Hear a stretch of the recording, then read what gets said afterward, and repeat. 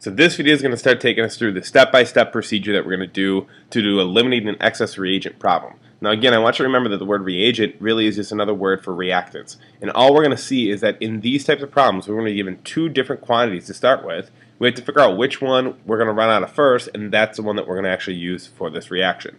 So let's take a look at our step-by-step instructions. Now, this might be something you actually want to write down. We have a 5-step process to be able to do these limiting excess reagent problems. The first step, which we're going to take a look at, is to determine and balance the equation.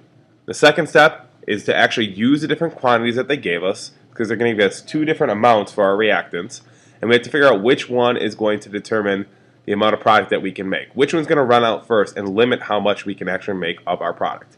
The next step is we want to compare the amount that we made to figure out which one is the limiting. Which one made less? The one that made less is going to be our limiting reagent.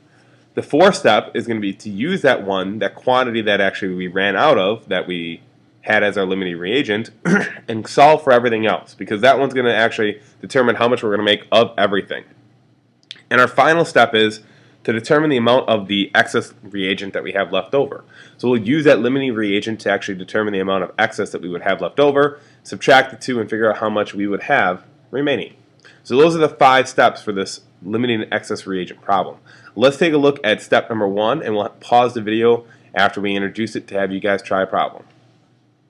So in step number 1, it says determine and balance the equation. So let's read our reaction, and then we'll have you guys take a look at this. It says sodium chloride can be prepared by the reaction of sodium metal with chlorine gas. What will occur when 67 grams of sodium react with 32 grams of chlorine?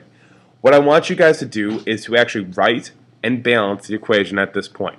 So I'm going to stop the video. I want you to press the next button and then select the equation that is correct. And that is the one that is written out correctly and is also balanced correctly.